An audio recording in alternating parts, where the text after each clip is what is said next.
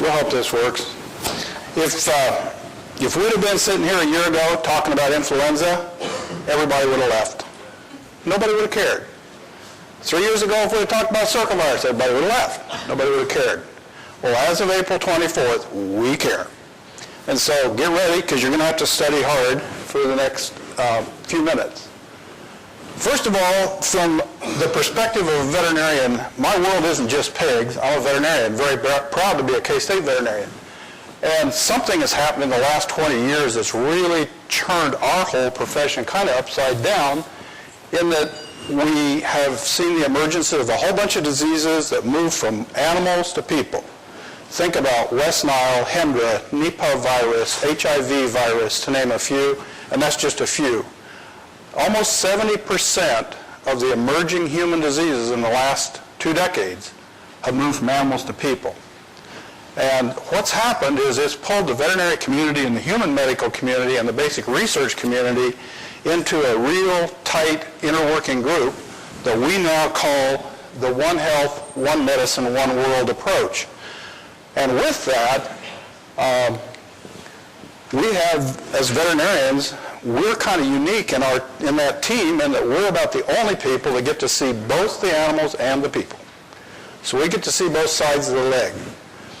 And that's why I'm so tickled today that I've got 2 colleagues here, 2 best public health people I know, that are going to join in this panel, because we want to expand this beyond something about pigs. One health, one world, one medical group. So we'll have Dr. Ingrid Garrison, good Kansas Stater from KDHE, Liz Wagstrom from Pork Board, and myself. And we're each going to give our segment, and then we're going to have open for questions and answers. And so keep track of the questions. Here's how we're going to do the work. We're going to have 3 topics. First of all, what's the epidemiology of pigs? What does flu do in pigs? Then, Dr. Garrison's work, what happens in people? What happens to us in the state of Kansas when we get this influenza epidemic going? How do veterinarians and how do KDHE interact? And finally, Dr. Wagstrom has to take us out to the bigger picture about when these events happen in a small part of our national economy, what are the ripples? What do we do? How do we respond? I wanted to aim this too. There's a lot of students in here from high schools, junior colleges in Kansas State. The opportunities that have opened up in veterinary medicine in the past 20 years, completely beyond going to the farm and looking at the pigs, are huge. We need the best and the brightest we can get. Kansas State's fortunate to have some of the very top people in the world.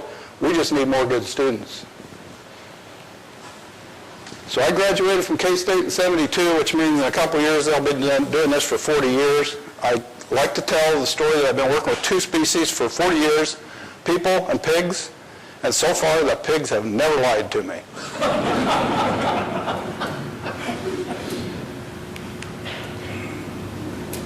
Because influenza is so complex, I turn to 3 of the people I think in the world, in the veterinary world and the human world, that know more about influenza than anybody else, and they've provided a lot of help and support for this talk. Dr. Jürgen Richt is here at Kansas State University, a Regents Professor, internationally renowned. Amy Vincent at NEDC at Ames, Marie Grammer at the Diagnostic Lab at Minnesota, are all key swine influenza and human influenza people. Okay, I got the pig part. What does influenza do in pigs? First of all, it affects all ages of pigs, 2 or 3 days old out to the oldest boar in the herd. Second, it is very common. I don't think I can go anywhere in the state of Kansas, bleed a bunch of pigs, and find negative pigs. We all have it. Now, a lot of cases are subclinical, so you don't notice it, but the acute ones come pretty often. So it's common. It spreads very rapidly through a herd, which means we have old pigs, young pigs, all sizes, and they're all affected at about the same time. They have a cough, difficult breathing, fever, nasal discharge, and they're lethargic. They lie around.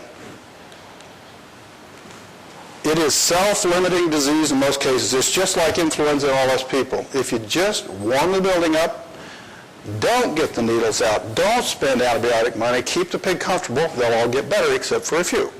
That's one of the hardest lessons I have, is to tell people, don't harass the pig. Acupuncture doesn't work in pigs. The one odd place is the newly weaned pig, and all of K-State's nursery starting research is wonderful, and I love it. The problem is if I get to throw in a confounder, I'll throw in endemic influenza where the baby pigs get sick only right after they're weaned, and when they haven't learned how to eat, and they have to get to this cold stainless steel thing, there's not a warm udder there, it's really tough on newly weaned pigs. That's where the death losses are usually. Then after 2 weeks, everybody's better. So this is the take-home thing to remember about flu. It's very different from other viruses. Pig gets exposed here, and by 24 hours later, the fever peaks, and it gets high, 106, 107, 108. If one of them happens to die, they decompose so fast you can't believe it in front of your eyes. By 2 days, 48 hours, they excrete the maximum amount of virus, and pigs only excrete virus through the respiratory tract. They'll then kick out virus to expose other pigs for about 3 to 4 days, but then they clear the virus, and then they seroconvert or build immunity. Virus goes away. They start coughing after about the end of the first day, and they'll cough for about 10 days to 2 weeks. That's why when people call up and say, I can hear the coughing in the barn, I've got flu. I said, no, you got flu 2 days ago. Now you got coughing and flu. So as opposed to PRRS virus, which gets in the bloodstream and excretes for 8 weeks and better, circle virus excretes for a long, long time, flu has a very short excretion time. It's not going to be around very long.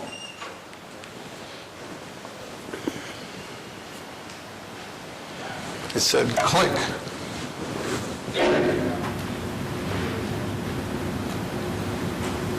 So I wanted to show you what pigs look like where I live. This is a big group of finishing pigs. And they just lie there. They're breathing really hard because they have viral pneumonia. And they are really sick. Everybody in here can see that. The entire group's affected. They have a fever, they're lethargic, and they just lie there. Here we've got pigs, they pile up, they're trying to get warm. If you happen to post one of these pigs, the lung just looks like the devil, all this red blotchy collapsed lung. In 2 weeks, that's back to normal. It's amazing. Of course, I didn't get to go kill the same pig, so I can't say for sure, but nasal discharge. This is the big deal. Nothing else I know gives all the pigs nasal discharge at the same time. It gets a little more cloudy and clotty as they get older. But here's the typical thing that only happens in flu.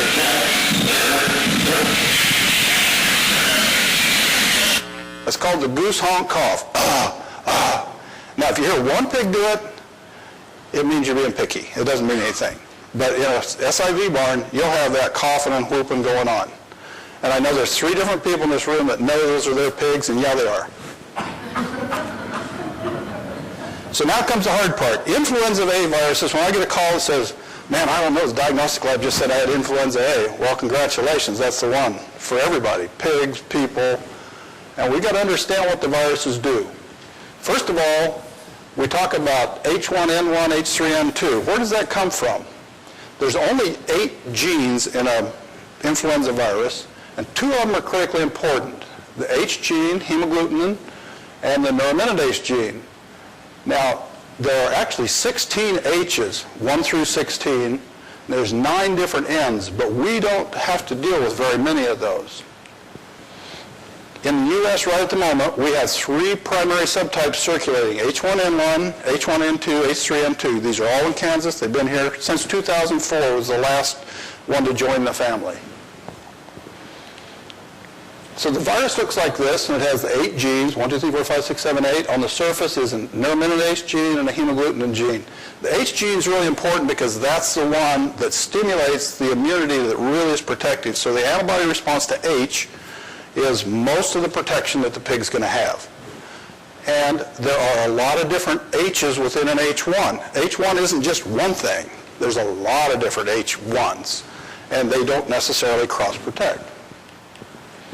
So if we look at all 1 through 16, you see H1, H2, H3 are all shared by people. They've found 4, and I can't line them up, 5 I know, in people. But pigs are H3, H1. They had one event of H2 in northwest Missouri 10 years ago.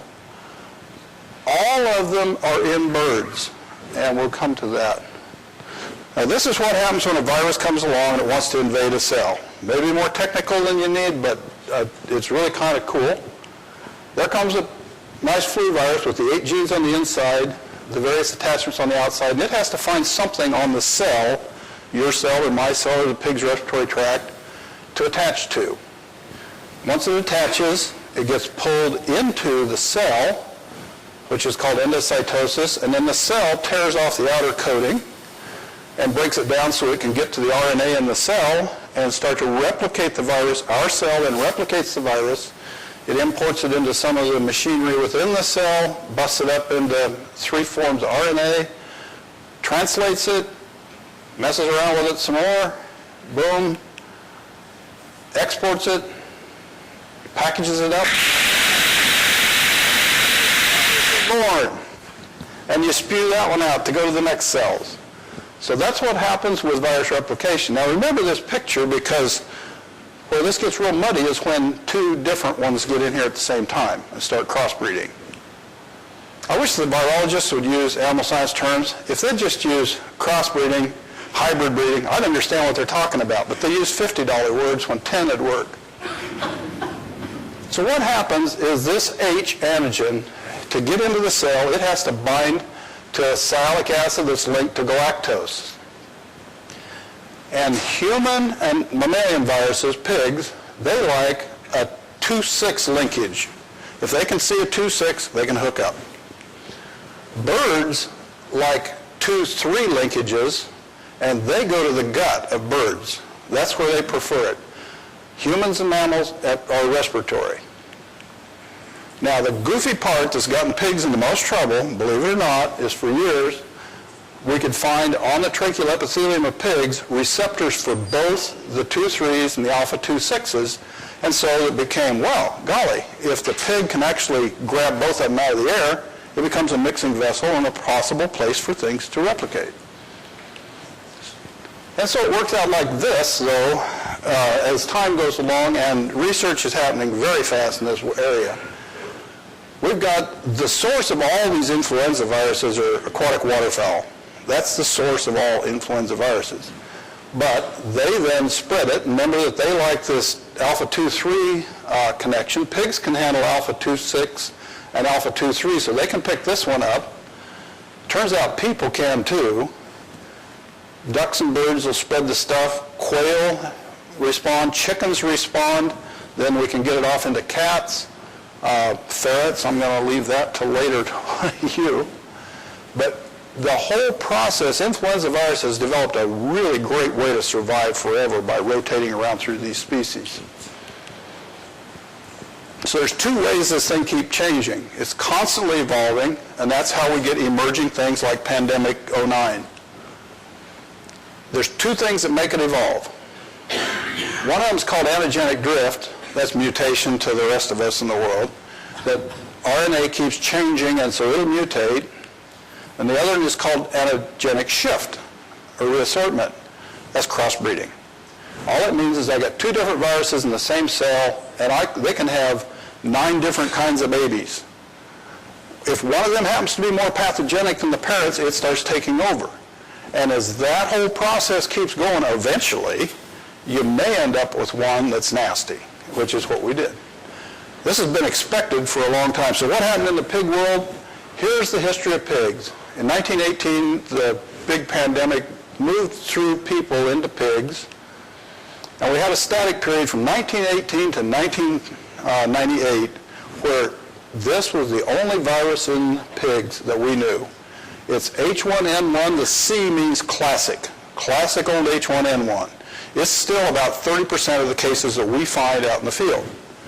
But then something came along in 97, 98, some human, the blue's human, the green's bird, got in with the pig, and we got some H3N2 mixed into the pig population. I remember well the fall of 98, it was October, we were at a meeting, just come out of the Lehman meeting, Gary Dial was there and said, man, we got this new influenza in North Carolina, it's really kicking our butt. And we said, oh, you just keep it there. Well, that was October 98, and by March it was in California.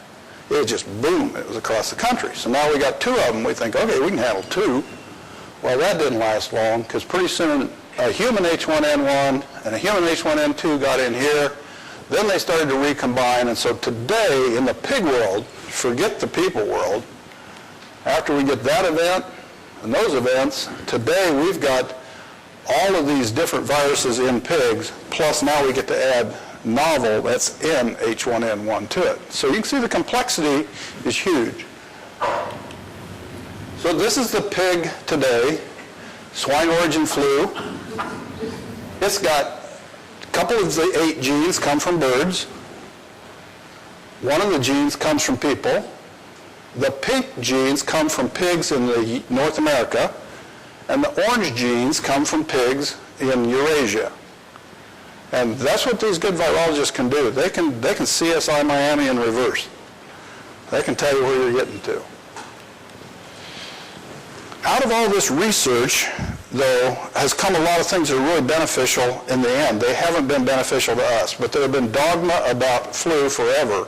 And until the money started to pour into the research, they didn't get answered. If you were working for ABC News, Fox News, CNN, April 25th, and you decided you wanted to go out and see something about flu, when you Googled it up, and doggone internet got us on this one, it would tell you that pigs are essential intermediate hosts to transmit avian viruses to people. So they'd read that. Well, boy, that sounds like that's the pig's fault. The other thing that was absolutely taught to all of us in veterinary school is, this is the way it is, pigs are the only animal species that has both avian and human receptors, so it's the only one that can be a mixing vessel. And that because of that, genetic viral reassortments are restricted to the pig. All of those are myths. They're all wrong. And that's all finally coming to light to the public light since April, but the story's not getting out of there. Those myths cost us $1.6 billion, but those are the myths that are turned over. It turns out that people actually have alpha 3s and alpha 6s, but the people have the alpha 3s and the deep lung, and nobody bothered to look while they were down there. So it turns out people are where all this mixing came from. Novel H1N1 is clearly from swine origin at some time. But it was a long, long time ago, and up until recently, had never been found in pigs. So there's the confusion.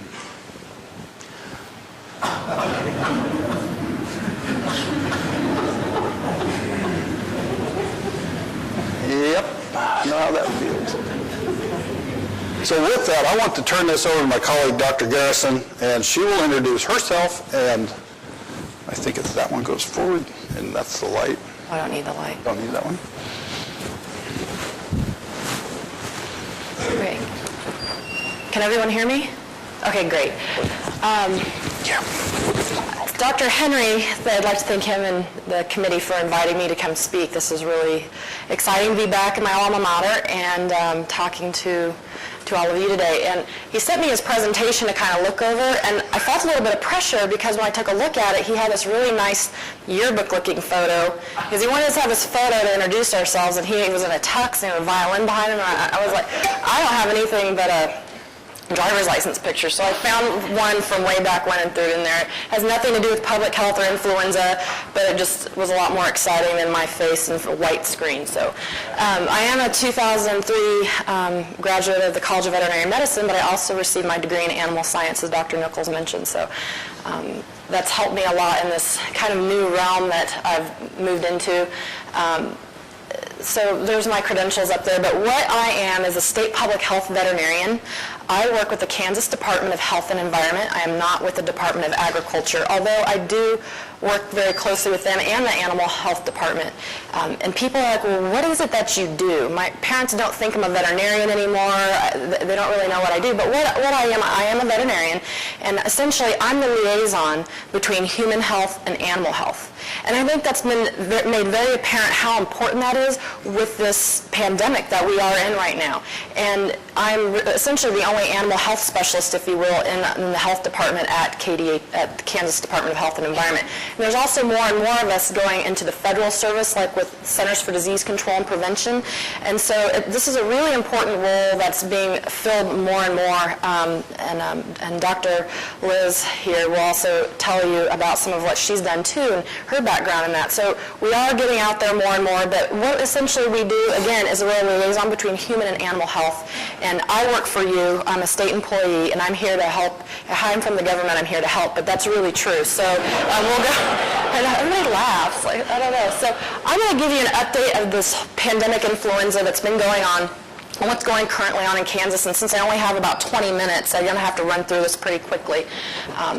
I'll do my best here. So really, what's the big deal? You guys know it's a big deal. It's affected your industry tremendously, as we've seen. But really, what's going on? I had somebody talk to me just yesterday and said, really, it's just this H1N1. It's all a big hype, right, by the media. And I was like, have you been living under a rock? I said, no, and we went into this whole spiel. But as you can see right here from this graph shows what the influenza activity has been like through the past 3 years in the United States overall. And these peaks that you see are really associated with seasonal influenza. We expect to see more influenza in the winter than we would in the summer, and that kind of holds true. That dashed line is the baseline of 2.5%. That's kind of where we like to be with flu. We like to see less than 2.5% of the population, human population, that has flu. But as you can see, we get these seasonal peaks. Well, over here on the far right, you can really see that we've really seen a tremendous spike, which we would expect to see with this brand new flu virus coming through. With most people not having any immunity to it, people are getting sick. So what's been going on in Kansas? Well, it's really difficult to get a really good story because local media and state-based media just, it's like, what is going on? Well, taking a look at this graph, very similar to the last one, and you can see the months ticking there on the bottom, and that dark blue line represents the year 2008. The light blue line, which is kind of hard to see, represents 2007 to 2008. And then the red line over there on the far right is this year's flu season. We always start flu season counts in October, and we go up through the next year in April, because that's really our typical flu season. But since this new flu virus came on board, our first case was in Kansas, and diagnosed April 24th, 2009. We were the first non-border state to Mexico to have confirmed cases. And our first cases did come from Mexico, and it's just since taken off. As you can see, our rates of flu are tremendously high. Even though we've seen a little bit of a decrease lately, it's still almost 3 times normal. So you guys got to keep that in mind, that we are seeing a lot of flu in people still. We are seeing significant regional variations. We've really stepped up our surveillance of human cases. We have outpatient influenza-like illness network surveillance sites. We're surveilling hospitals. We're looking at death records, school absenteeisms, which we'll get to in a minute. But so we are doing as much as we possibly can to understand what's going on in Kansas and how this can affect you. So this is kind of a picture of what was happening back in early June, which is really within the first 2 months of when this new virus came on board. And as you can see, the yellow counties here represent counties where confirmed cases, lab-confirmed cases of human 2009 H1N1 were located. Now we go to September, and now just last week. And essentially, I would say that probably it is everywhere. We just might be finding it. We've had to adjust our testing a little bit because, as you can imagine, we have very limited resources, and there's a lot of people getting sick with influenza. We've limited our testing to hospitalized patients that are critical, and some of our surveillance sites, as I mentioned before. So let's talk about hospitalizations, really focusing on the critically ill people. What's been going on? People are getting very sick. Most of these people have something else going on, some kind of a chronic disease. It might be diabetes, it might be a chronic lung disease, it might be other things. But there's also completely healthy people that are getting sick too, and we're starting to see a little bit more of that. The CDC estimates there's almost 100,000 people that have been hospitalized with this since April. Most of those, I would say the majority of those, are people that are under the age of 17. In Kansas, our average age of people getting sick is 16 years old, the hardest hit group being between the years of 5 and 24 years of age. We have, as of last week, we have about 610 confirmed cases, but again, we've limited our testing, so you've got to know that there's a lot more cases than that. We confirm it with our public health lab, but again, we miss those that aren't people that aren't tested, so we can't count those. And also, we've changed what we're doing. Instead of just counting cases, which we're no longer really doing for the public, what we're doing is we're actually monitoring what we call pneumonia and influenza, and we're doing that through our hospital so we can get a little bit better picture. Approximately 4,000 people have died, although the CDC has started to change how they're counting deaths. Unfortunately, about 600 of those have been in children under the age of 17. We've had 18 deaths as of the 14th of this month in Kansas.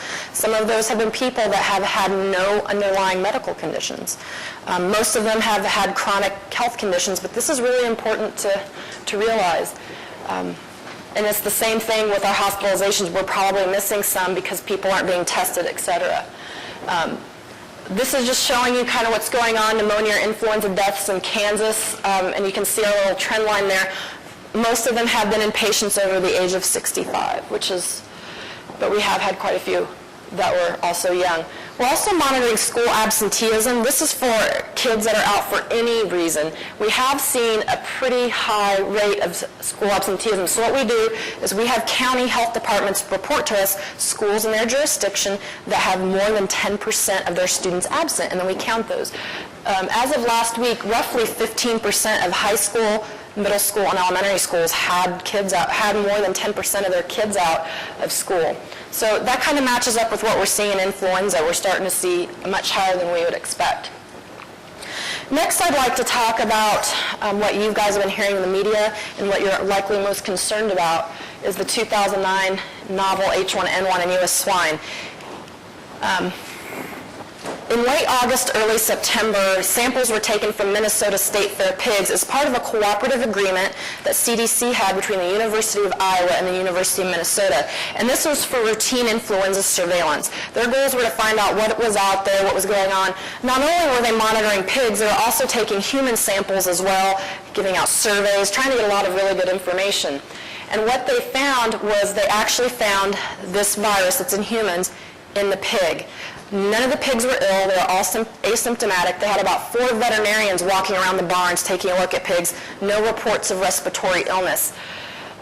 What's interesting is that prior to about the same time, now they get about 1.5 million visitors to their state fair up in Minnesota. The Minnesota Department of Public Health had been notified about a group of 4-H'ers who were staying in a dorm on the state fairgrounds who were all sick with flu-like symptoms. Found out they did have influenza. Now, none of those kids reported going to the fair barns. They were with a fine arts program, and none of them reported going to the barns at all. But what that tells us is that that virus was circulating probably around that fairground somewhere. And likely what had happened is those pigs had been exposed at some point. But again, I stress there were no ill pigs at the fair at that time.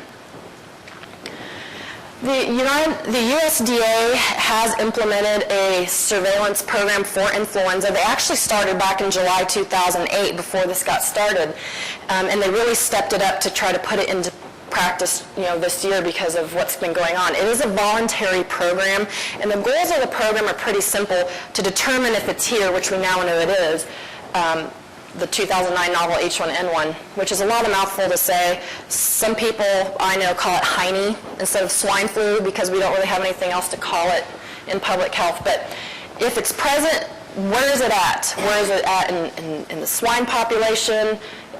Who's affected? Also, to detect other novel influenza virus strains, we need to know what's going on so we can be prepared. And also to determine the genetic characteristics, as Dr. Henry talked about, so we can develop diagnostics and also a potential vaccine if needed. There are specific groups that the surveillance is targeting. They're taking a look at any swine populations that are linked to a known human case. We want to follow those up. Any on-farm swine populations which pigs have signs of influenza-like illness, which will lead me into the next scenario, and any sick pigs where they first congregate, such as an auction, fairs, markets, zoos, etc. Well, it was through this surveillance program that first detected this novel H1N1 in a commercial swine operation in Indiana, and this just occurred.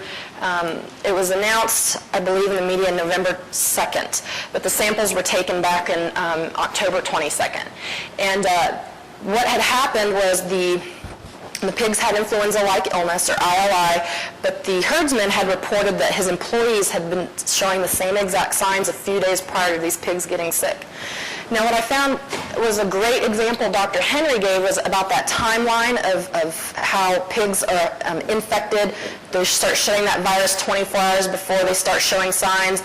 They cough for up to 2 weeks. They shed the virus for up to 7 days. Exact same in humans. So you could have somebody who's ill for 24 hours prior to having a cough or a fever, shedding that virus. So that's important to know. And he did send them home, but by then it was a little too late. The samples were taken again at the end of October, and they were confirmed in this farm. The United States Department of Agriculture does post all of their results from all species for 2009 novel H1N1 virus on their website, and I've got some links on here for you. And what I wanted to point out on this slide is, yes, we see that there's been some swine, and 4 of them have been confirmed, or 2 of them have been confirmed over here on the right. What's also been tested, there's been 2 cases in ferrets.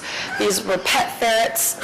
They got sick after their owners were sick. And then we've also had 2 reports of cats. One was in Iowa. The cat's owners had been ill prior to the cat becoming ill. And then a recent case in Oregon, which is a suspect case, but the cat actually passed away. So it is affecting other species other than pigs, but unfortunately the news doesn't really do a lot with that because it's not swine flu. But these results are available, and they update them, and they are available for you to view. The next couple slides are for resources. You've probably been out looking for a lot of things, but I just wanted to point you in the right direction. The USDA's website has a whole H1N1 site. You can just put in usda.gov/H1N1. It'll probably get you there. The website's at the bottom. But they have guidelines, and those guidelines also include biosecurity measures, which you're already doing, but it's just kind of nice to read those and be refreshed with those. They talk about what the plan is, and they also have those test results where I showed you on that last slide. That's available there. For human health, we're here for you as well.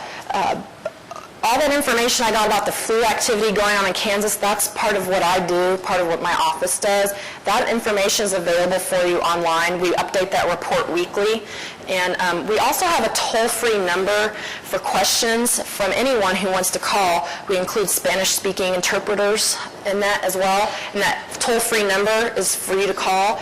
And you can also get to me through that. And then we also have a lot of printed material, especially in Spanish and some other languages as well, that talk about influenza, what to do when you're sick. So that might be things to think about printing out and handing to your employees as well. And they can also call this line.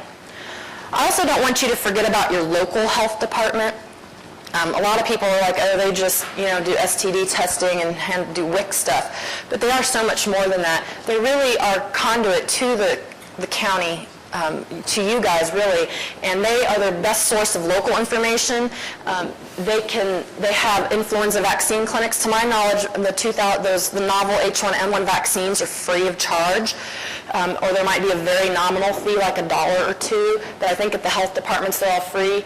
And they can also provide you information about low-cost healthcare resources in your area, such as safety net clinics. These are primary care clinics that are for people that have low income and they meet certain income requirements where they can get health care. So if you have employees that don't have health insurance or really can't afford to go see a doctor but they're sick and you want to encourage them to go, your local health department would probably have a list of places where folks can go to.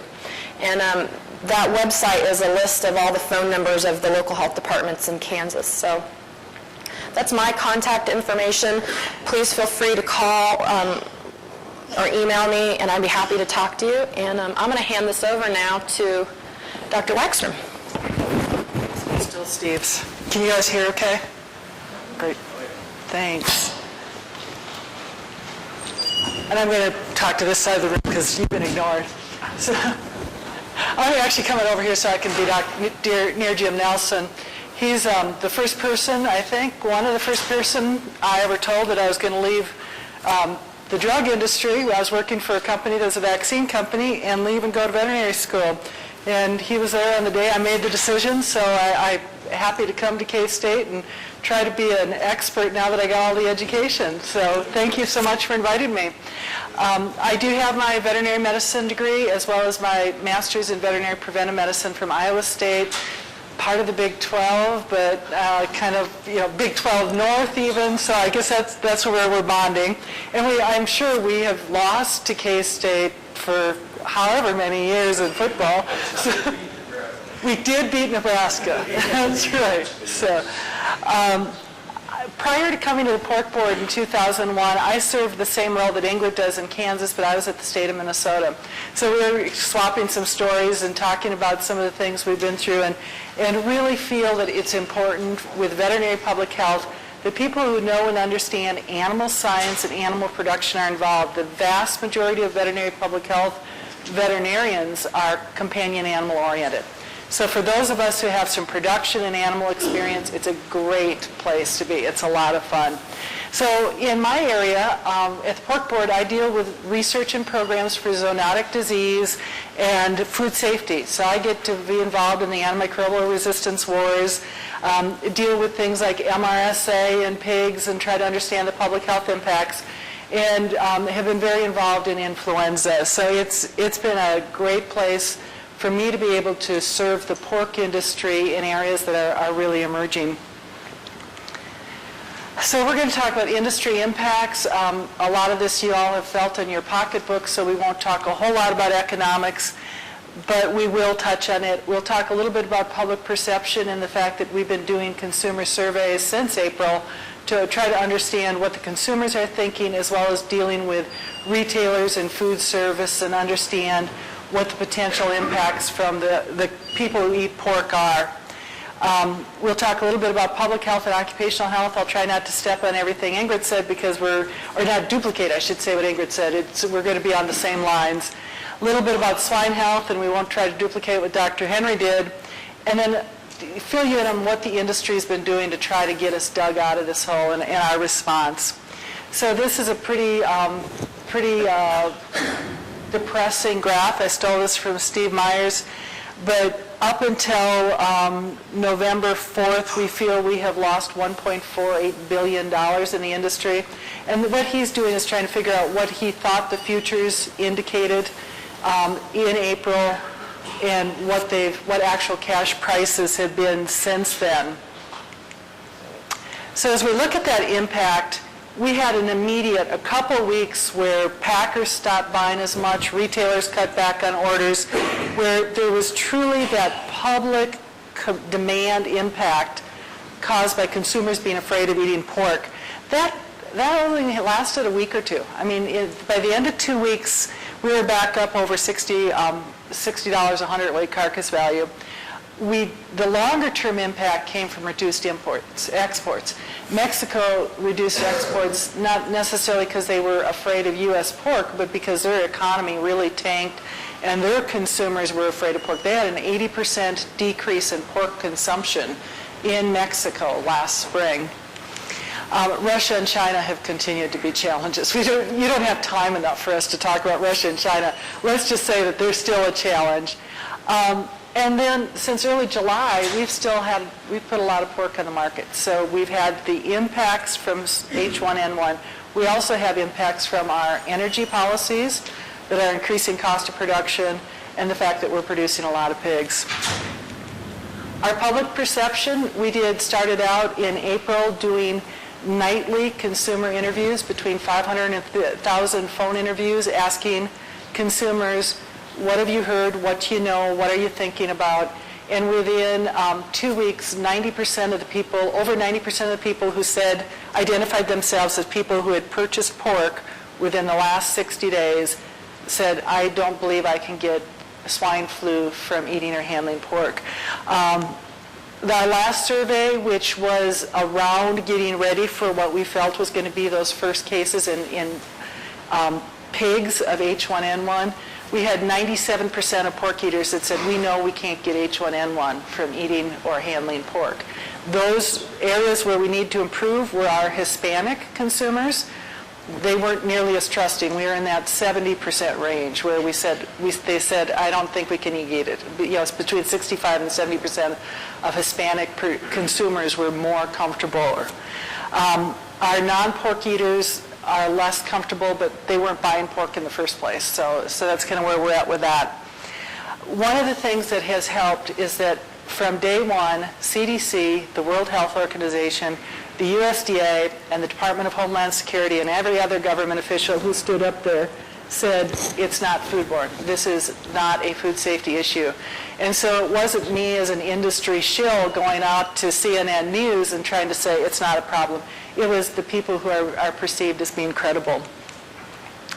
Bottom line of why they were able to say that, as we mentioned, so as research has been done, not only at USDA, but also in England and Germany, they have shown that infected pigs that have been challenged don't have virus in their blood, they don't have virus in muscle meats, they don't have virus in their internal organs except for the respiratory tract. So we're able to have supporting research that has proven or has supported that point that pork is safe. So what we're doing with the public health front is that we've had a really close relationship from the pork industry with both national and state public health agencies. In fact, in February of this year, it only seems like a lifetime ago, I had set up a program where I was going to do a staff exchange with CDC and spend a week every 6 weeks actually officing and working in Atlanta. And we were going to work on not only influenza surveillance was one of the things we were talking about, but some of our things with MRSA and Clostridium difficile and all sorts of other bugs and drug issues. We've been working in developing and reviewing each other's materials. So immediately the Pork Board tried to start putting together some recommendations on personal protective equipment that people should be wearing if you suspect influenza in your barns. That was reviewed by CDC and NIOSH before we ever put it up. And it didn't go through the review process, but it was that informal, yes, this looks good, no, it doesn't. We talked about somebody here, I don't know if it was Steve or Mike, got after me for not having valveless N95 masks, but we got talking about whether that was good or not. And so it's been a very good process. We've provided them pictures. This is a CDC brochure. It had the ugliest pig you've ever seen on their brochure before we at least helped provide the materials. And the response plans. I mean, when I first went down in May to CDC, I think it was the second visit after, no, it must have been the first visit after this hit, I got hauled into the director's office. I mean, this is Dr. Besser, who's on CNN talking about it, and he said, you're canceling all your pig shows, aren't you? You're not going to, we hear you've got something called World Pork Expo. There's not going to be pigs at World Pork Expo, are there? And we worked with them to develop a risk assessment for what is the risk of having pig shows, where are your areas of potential hazard, and how could you overcome those? And so they have put together some draft exhibition guidelines that were reviewed by the state public health vets. They were reviewed by CDC. And, our challenge now is to make sure that they are implemented, but it was a collaborative process. We've been working on this for quite a while, and the reason I put this sheet up there, if you look at it, it's January of 2004 was when we actually put out the first fact sheet on influenza. And bottom line is that we've known for a long time that pigs and people share influenza viruses, and not to mention, as we mentioned before, birds and ferrets and other potential animals. We know that pig-to-human transfer occasionally occurs. We've had people get sick from swine influenza. I know there was a recent case not too long ago in Kansas of a young person who was diagnosed with influenza from pig contact. It was not novel H1N1. Usually, those have had no widespread human-to-human or person-to-person transfer. It's usually been very self-limiting, people in close contact with pigs, but we know it happens. We also know that we've had human flu get into our pigs. So the goal is to provide flu information on biosecurity. What can you do to prevent this interspecies transfer? And to develop newer and more rigorous biosecurity guidelines as the situation mandated. Here's a couple websites that I'd link you to. Ourpork.org, we have our novel H1N1 biosecurity recommendations for producers. If you go to pork.org, there's a hot topics on the right-hand side. It'll get you to our H1N1 page.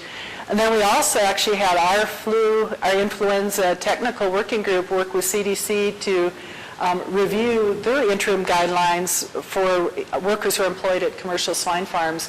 And we've gone a long ways. When it first started out, they were talking about requiring rubber aprons and, hair nets and things like that. And it's still probably not as workable as it could be, but they are our recommendations that could be implemented at barns.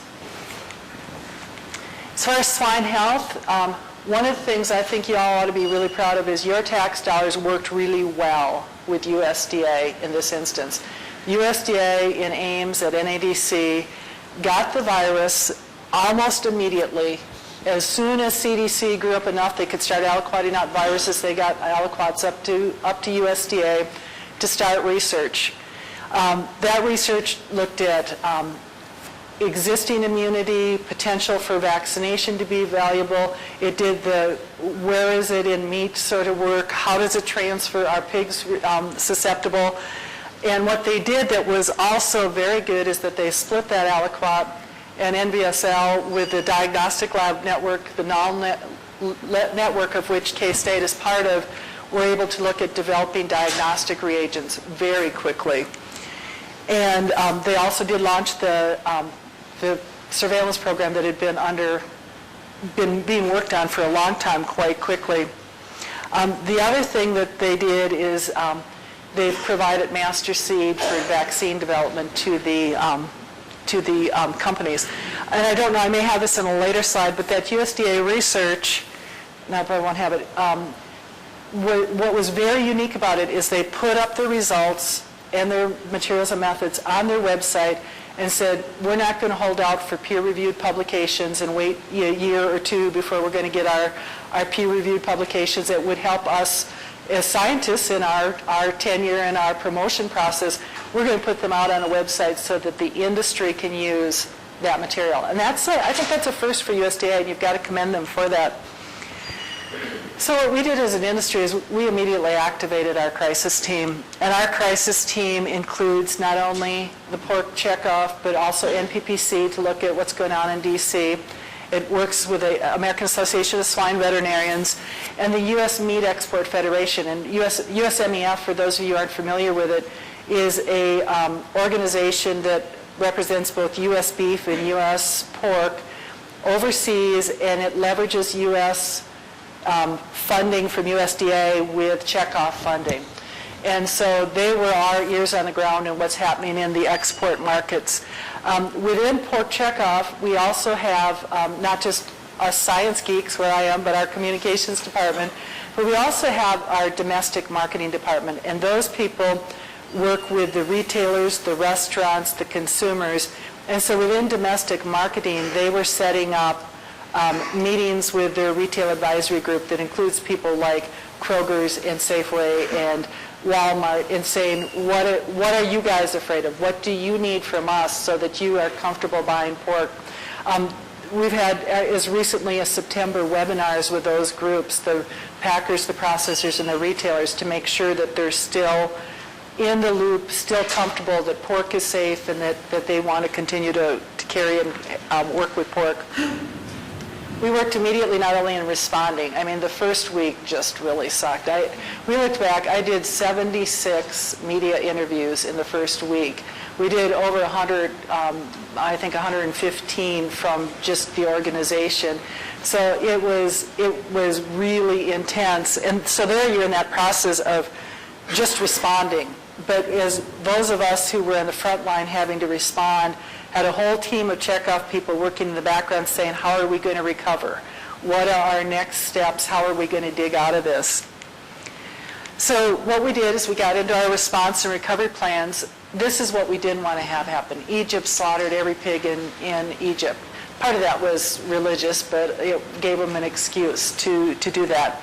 The first Canadian herd was quarantined for, I think, approximately 60 days before they said we're never going to crawl out of this, so let's just kill the whole thing. The first Norwegian herds were depopulated. They're up to 39 now. They figured they can't continue to depop herds. The Australian herds were quarantined for weeks and weeks and weeks, and no movement was allowed. And so the United States needed a plan that would allow pork producers to have business continuity. Let's keep the business going, but we have to protect public health. And so we worked really hard with USDA and the other partners to try to develop that plan. So this is a summary of the plan that's again available on pork.org. It's kind of tried to take it out of government speak and say, for the producer, what does this plan mean to you? Bottom line is that your state animal health official, in this state I believe it's Garrison, is going to be in charge of the response. And he's going to work with the herd veterinarian to look at monitoring movement. And the goal is that we do what we normally do, and that is we're not going to move sick pigs. So sick pigs aren't going to go to market. If you have to move sick pigs out of a nursery to a finisher and it's within a same system, that's something that they're going to probably look at on a case-by-case situation. And the herd veterinarian, the producer, and the state animal health official, and I imagine that Dr. Garrison may be involved as well, are going to work on that. The goal is, at least from the USDA point of view, is not to make it a big media blitz. I'm sure each state, that first case may grab some attention, and we're hoping that the second case is forgotten about. We talked to our Canadian pork producers probably in July. I mean, not that long after they'd had their first case, and we said, how many are you up to? And he said, I don't know. This is not an issue anymore. The first case was a big issue. Every other case has just gone downhill. This is what USDA tells us. You've seen this from Dr. Garrison. They're going to put their positive pigs on this spreadsheet, and that's all they plan to do. They don't plan to issue media releases. They don't plan to have a big splash. So unless you're somebody in the media checking this sheet every day to see if your state's on there, it just may go unnoticed. One of the things USDA has to do is they had to report cases to the Office of International Epizootics, or the International Animal Health Authority. Their goal was to report the first case in commercial herds. That happened in Indiana. And then they will do a summary compilation report every 6 months. So it's not like they'd have to report to OIE of the first case in Kansas, the first case in Iowa, the first case in Minnesota. They're going to report every 6 months we've had this many cases. The surveillance plan that Dr. Garrison talked about has actually been under development for about 2 years. It took a long time to get those memoranda of understanding involved. And the Swine Health Committee from the National Pork Board has been involved in that pretty much every step of the way. Kind of to narrow it down to, as she'd mentioned, what CDC tells us is that they really want to see emerging strains so that they know that they've got the diagnostic reagents that can identify them if they get into people, and if they need to make a master seed for vaccine, if it were something that would get loose, they want to know about that. We're working very hard to stop making the program an H1N1 witch hunt.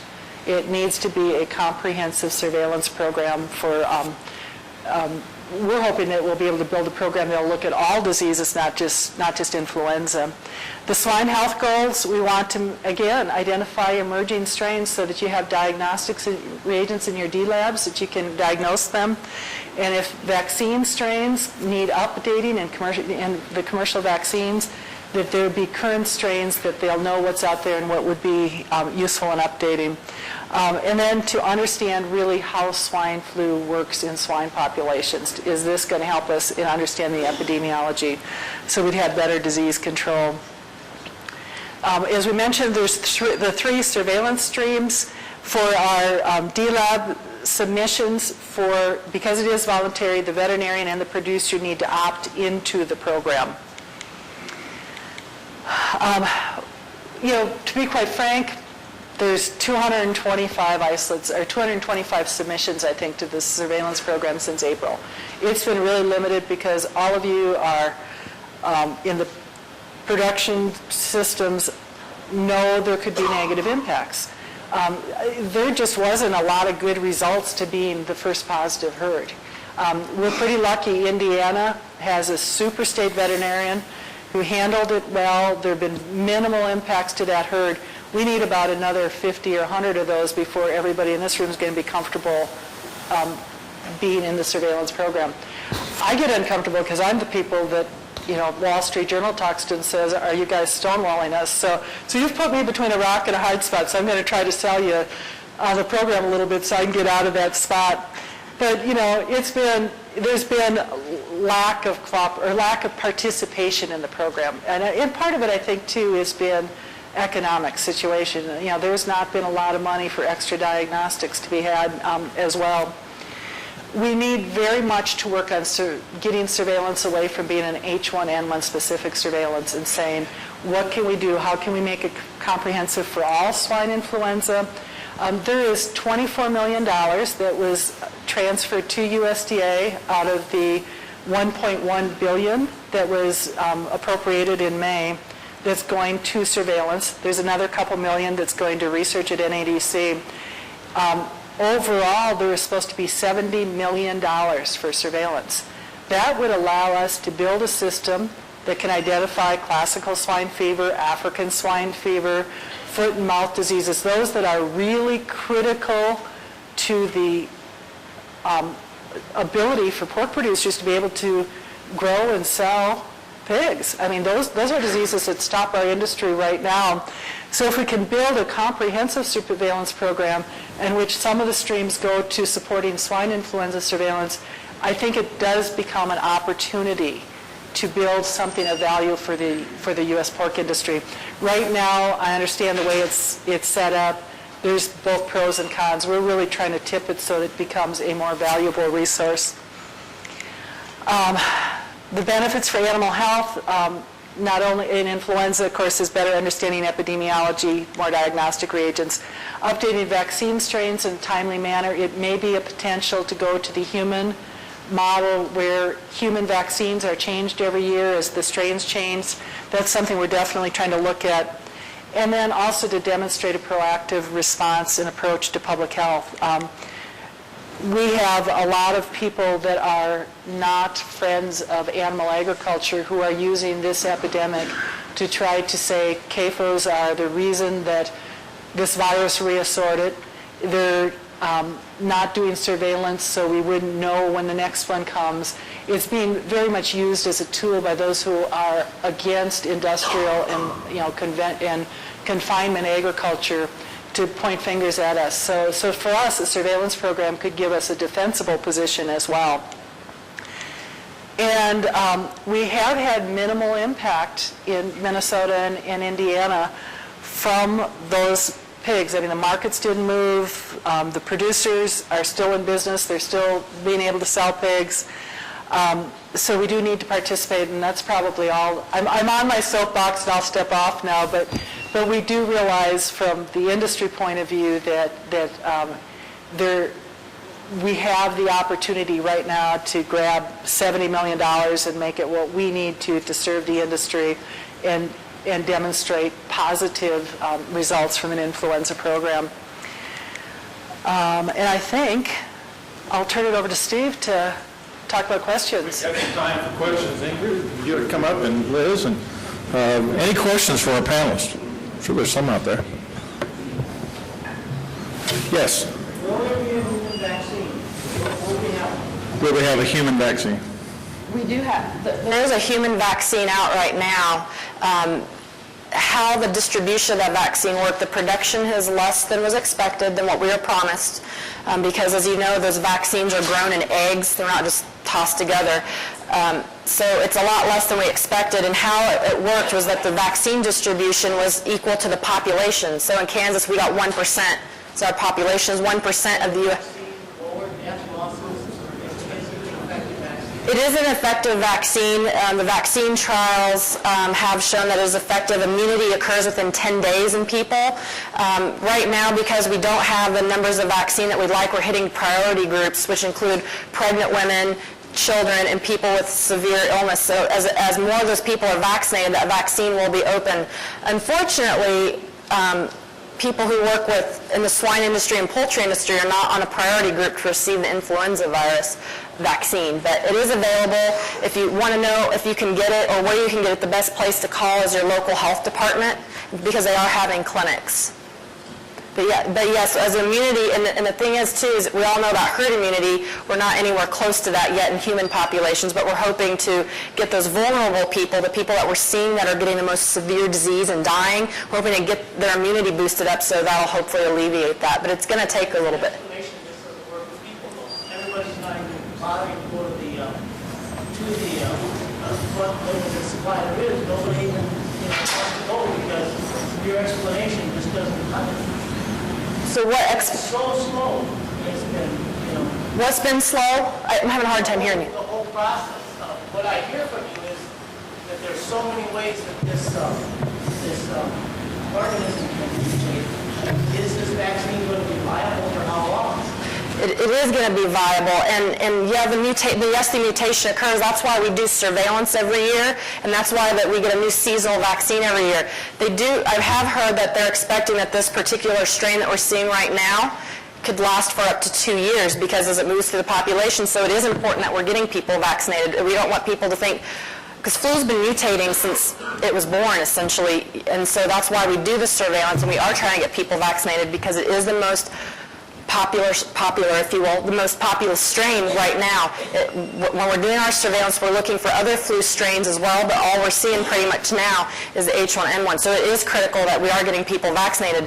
And as you know, it's really hard because the message just keeps going in one ear and out the other, and people don't really understand, and it is confusing. And we are trying to get those messages out. So if you have any suggestions, want to come talk to me about that some more, I'd be happy to do so. But we are really trying. We are seeing, it's interesting because we have people call, we get a lot of phone calls every day on that hotline. We get a lot of people that are angry because they can't get the vaccine. And it's hard to explain that. And I would love to give you all the vaccine if I could, but we don't have as much as we'd like, and we have to get those priority groups of people who are getting sick and are dying are kind of on our priority list. I mean, that's not just here in Kansas, that's nationally. Let's talk about pig vaccine in a minute, because it kind of ties in with it. Goes about the same darn way. Remember we had classic H1N1 from way back when to 98. Well, we have vaccine against classic forever. And then the vaccine companies added H3N2 in 98. Well, we shot that for a while, but then it didn't work. And the reason is because the H has changed. The basic truth about influenza is a specific vaccine, dead virus vaccine, made against that specific strain is highly effective. It works great in pigs. We know if we make a specific vaccine and immunize the animals, man, this thing really works. We've got two problems in pigs. One is that pigs you can't immunize very well until they're 8 to 10 weeks old. Hell, they've all been sick already, so we got that past us. So the only thing we can do is immunize their mothers. That helps a lot. That carries it on out there. But in pigs, you saw the list of viruses we got. Running ahead of that thing's pretty crazy. And there's some new technology coming. I mean, that's what all this is done. We're getting technology coming. Basic science is working. And pretty soon people are going to be able to take fractured off pieces. They're going to reconstruct hemagglutinin, and they're going to glue it to something else, and we'll have synthetic vaccines, probably in animals long before we do in people. But the dead virus vaccines are unlike the one we had. I call it the Gerald Ford vaccine because he was in office then, but we got sick back then. But these vaccines have been very safe. It's just the effectiveness part, and we can't eradicate flu. We're going to keep making new flu viruses. That's why all the stuff Liz talked about that's been going on for years about it's coming, it's coming, it's coming. Well, crap, it got here. Now we still, one tool we've got is really to leverage vaccine. And as I had mentioned, it seems to be hitting, just like it did back in 1918 with the Spanish flu, which of course none of us remember, but if you go to a cemetery, walk around to visit your relatives, you will see a lot of people back in that time frame that died. And there's a lot of young, healthy people. People would be fine one day, they'd be dead 3 days later.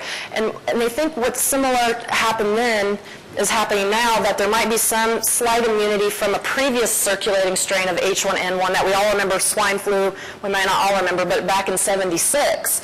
And my parents got vaccinated against that. They were in the military, and they think that because we're not seeing as many folks over the age of 50, 60 coming down with this particular virus, it might be because there's some residual immunity. So that's why I might be seeing it in those younger folks who weren't around when that virus circulated. Now, with that said, the message is still, as Dr. Henry said, the vaccine is very effective, and we do want people to get it. And as we get more of these vulnerable populations vaccinated, we are going to open it up to folks who want to get it. So. Well, I really felt bad when you looked over here and said, back in '76. That long ago? Like that? Sorry. Yeah. Before we get to another question, if you didn't catch it, we really need to use the resource, the Hispanic language resource at KDHE to help explain influenza, because I've been on farms talking to Hispanic employees, and by the time you get their English and my Spanish and they're worried about something, we're in pretty deep trouble. We have a ton of information. It's all free to print. Again, we have Spanish language translators on that hotline if you want folks to call that.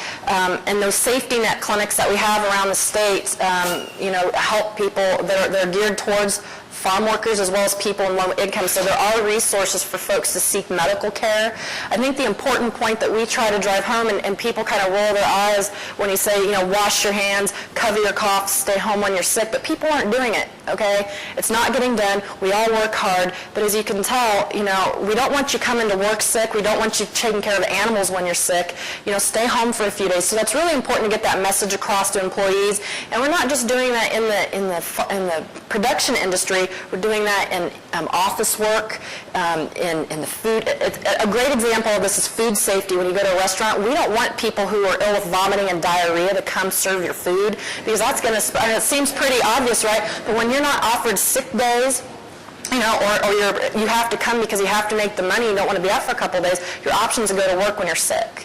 And so there's a lot of things that we have to take into account, and none of us got into this job, in this industry, and what we're very passionate about because we wanted to be managers of people, because that's why I work with animals, because we don't really like people, which is why I became a veterinarian, because I didn't want to work with these people. But there is a huge human component to this. Not only your job, my job is to reassure people that pork is safe. We've been putting out that message since April. We haven't called it public health, as Dr. Wagstrom mentioned. We haven't called this swine flu since the end of April. I had somebody very angry call me up from western Kansas in May, I think it was, and was livid that we were calling it swine flu. And I said, we're not.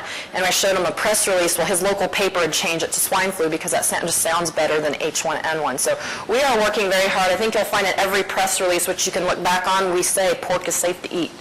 That's our message. And the people that are calling into these hotlines, I have to tell you, are not worried about the safety of pork. That never comes up. What comes up is, where can I get the vaccine?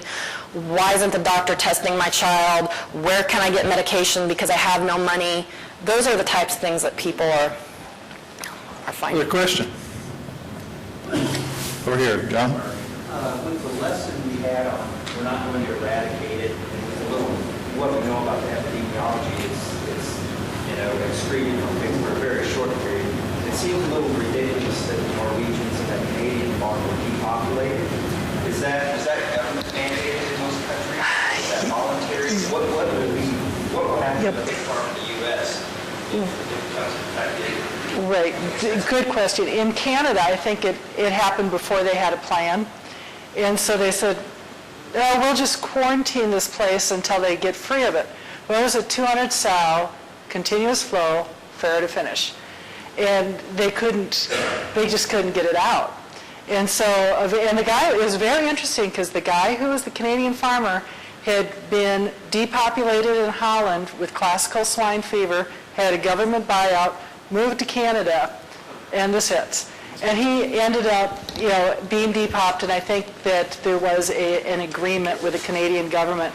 But after that, there actually became kind of a North American, at least a Canadian and U.S. agreement that said that's not going to work and that's not acceptable.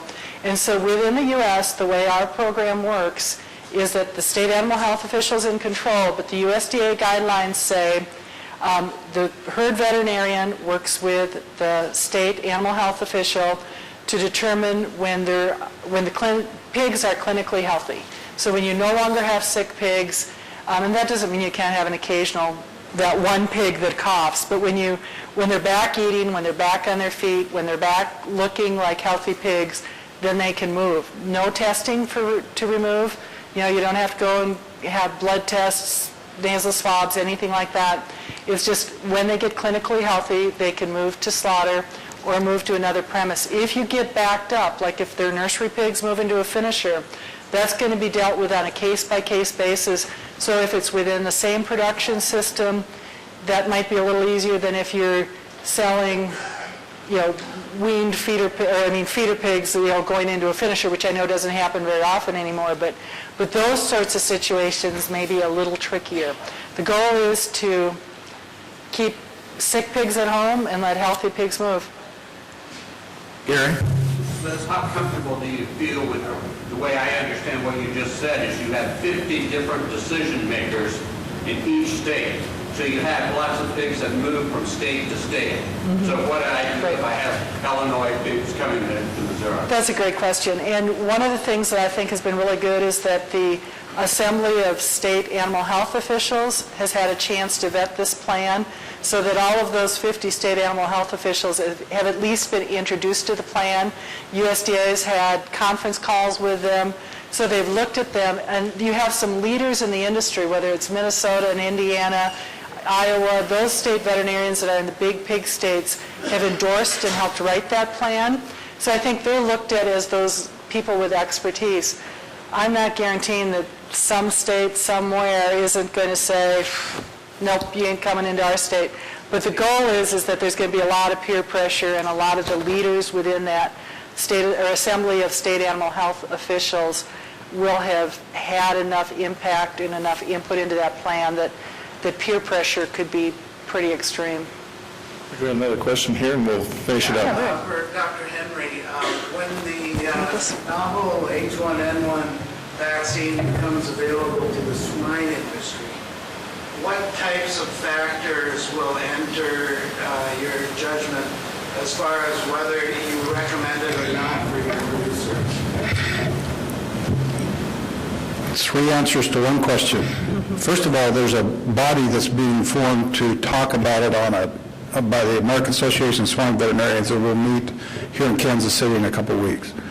Second of all, some people have taken, Cargill has publicly announced they've taken a proactive stance to immunize their sow herd, to vaccinate their sow herd against novel H1N1. Pragmatically, the real answer, the one to put down on the paper, is that given the fact we're losing our rear monetarily, and given the fact that novel H1N1 poses no health risk to the swine herds that we can see today, there's no pragmatic reason for the control of the health of my animals to give them the vaccine. It would be totally public relations at this point, in my opinion, to be doing that. That all may change when we decide that public relations is worth $3 a hundred.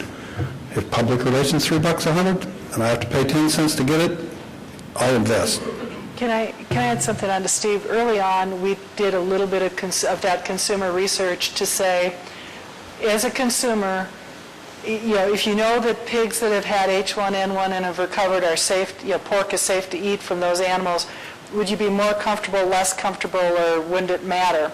And what we found out is it didn't matter to most people, and then about an equal number of people were more afraid than were reassured. So it wasn't that you were going to take 90% of the people were already afraid and they're going to be reassured by that. So I think that we need some serious thought as to the public perception impact of those decisions. Take one more here, and then we'll break for lunch. Well, this is a little bit off the beaten path, but on a talk show the other day, they were talking to pork producers in Missouri. Well, not just pork producers, all animals. They were not criticizing the free food giveaway programs, but what brought that was they're going to try the Proposition 2 deal in Missouri. So they're going to fight the Proposition 2 deal. On the free food giveaways, that if you get free food, then you've got to watch an hour video on House News. I think all states ought to do that. If it's a good video. Riley? That's a good point.